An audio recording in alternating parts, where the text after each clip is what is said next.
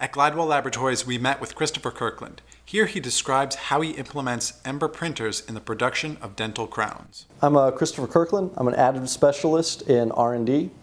My job is to set up the Embers, maintain the Embers, run various tests, and other printers that we have come along as well. To implement them within production, as well as software workflow and maintenance workflows for when the production teams take over. This is a radiometer. It tests the strength of the light on the projector.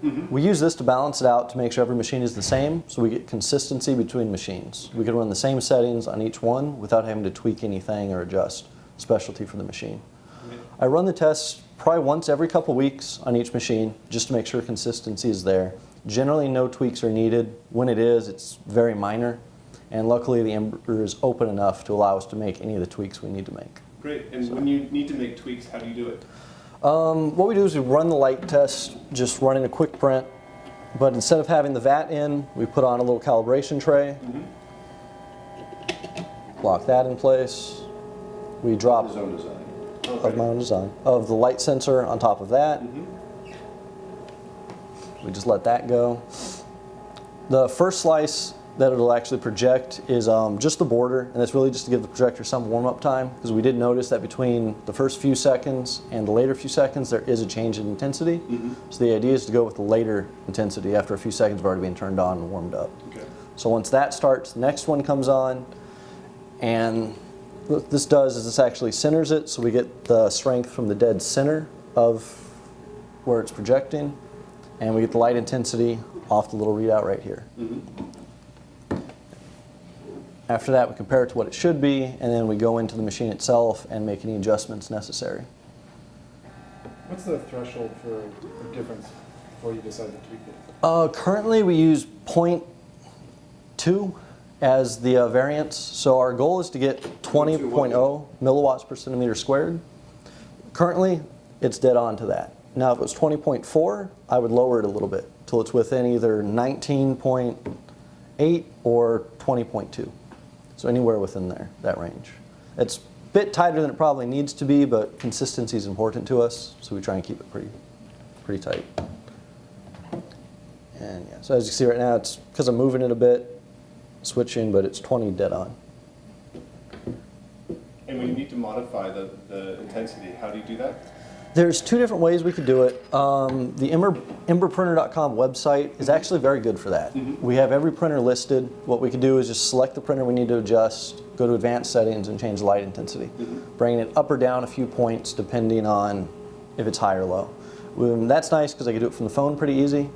The other alternative is just to SSH in the machine itself onto the little onboard computer and make adjustments to the configuration file, which is the same thing. We would just go in and then adjust the LED current setting.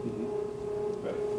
And did you create a way to, have you networked all the Embers? You created a networking of the various machines? Yes, we have, actually. And currently it's clustered based on department. So all of the implants department is set up to be seeing all the implants machines. So from their main design PC, they could see the list of all the machines and check the settings as necessary. Great. And you did that custom, right? That's correct. Nice. That's correct. The Ember, again, is very open. It was easy to work with. And while Print Studio is good, I use it in the lab here for prototyping and a lot of our little prints. A lot of the stuff they do in production needs to be supported very specifically based on the type of dental restoration it is. So we like to use another piece of software called Cambridge. What I did was create it so Cambridge will output a job for another machine that we used to use, and it converts that job into something the Ember could actually use. And then from there, they could manage jobs on each individual Ember. Great. Any more comments about the openness of Ember, like working with the open software, open hardware, open materials, and how that affects your job? Makes it a lot easier, to be honest. A lot of the time, you have to really go to the company for support when certain things happen, because you can't just open it up or look at the documentation that exists. You can't just look through what options are available in the API to see what features you might want to include in your own software, or even limit from certain people. Because a lot of our technicians don't have a hardware computer type background, or for in this case the printers. Right. So it's a lot of expandability in it as well, and that's some of the stuff we're looking forward to as well, is incorporating more and more of the Ember's options and settings into our workflows and current softwares. Great. What was the process of integrating the software that you use? So you're using Cambridge. Did you find that to be pretty smooth?